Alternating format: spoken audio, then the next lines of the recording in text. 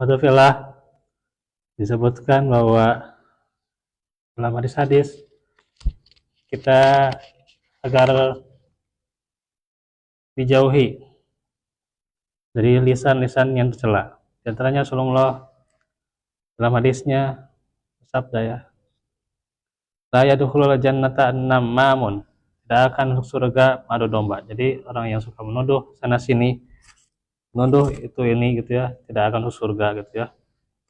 Dan juga dikatakan bahwa ahli balaghah ini dari perkataan ya, bahwa lidah itu bagaikan ular yang ular itu menyakitinya gitu ya.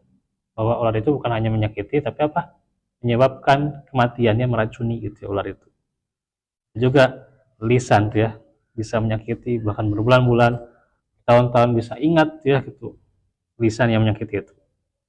Karena itu juga Ibnu Abbas nih mengatakan, jika engkau bermaksud menyebut aib orang lain, maka ingat-ingat dulu aibmu sendiri itu ya tuh. Ini yang kita jarang sekali ingat aib kita ya, tapi ingat ingat aib orang lain, dia ingat baik gitu ya. Nah itu ya. Disebutkan juga dalam Mansur Al-Hikam, janganlah engkau menampakkan aib-aib yang telah ditutupi oleh Allah yang maha mengetahui urusan gaib. Nah, gitu ya. Jangan sampai membuka-buka aib orang lain.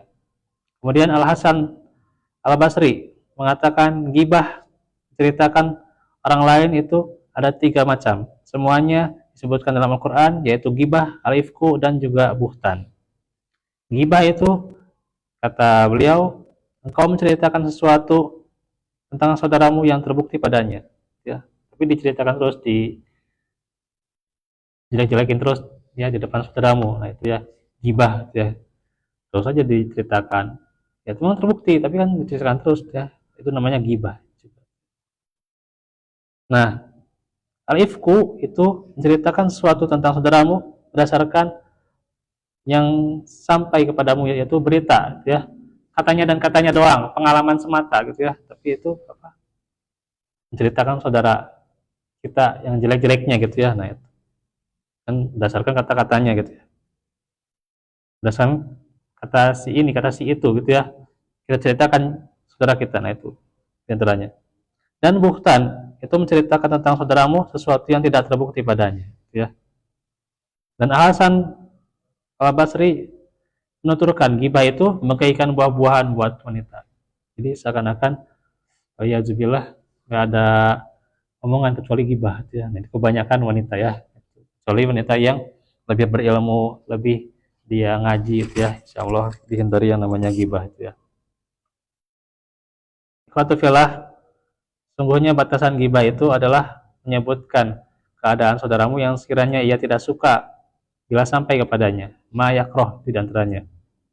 Hal itu sama saja apakah keadaan yang engkau sebutkan itu kekurangan pada tubuhnya, atau turunannya, atau perangainya, atau perbuatannya, atau ucapannya, atau pada agamanya, atau pada dunianya, bahkan pada pakaian rumahnya dan kendaraannya gitu ya.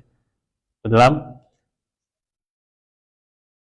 Al-Ihya Ulumuddin, hal-hal yang membangkitkan gibah, diantaranya dia itu ingin menyimpan kemarahan jadi digibahi, tapi ya, menyesuaikan diri dengan teman disangka itu sikap solider itu ya, waliyadzubillah. Atau karena ingin kemegahan diri, mengangkat dirinya gitu ya, dengan menyebut kekurangan orang lain. Atau karena hasad, karena main-main senda gurau dan cengkrama itu ya. Yang selanjutnya merendahkan dan memperolok sebagai hinaan kepadanya. Makanya Abu Abdillah mengatakan, aku tidak menggibahi seseorang sejak mengetahui bahwa gibah itu haram, gitu ya. Nah, itu tentang gibah. Maka harus dihindari perkara gibah itu ya. Itu saja yang bisa kita bahas di kesempatan ini karena kita mau buka ya. Insyaallah nanti kita akan lanjutkan di pelajaran akhlak ya. Aku lakum lihaza wa astagfirullah li wa lakum wa minkum. Wassalamualaikum warahmatullahi wabarakatuh.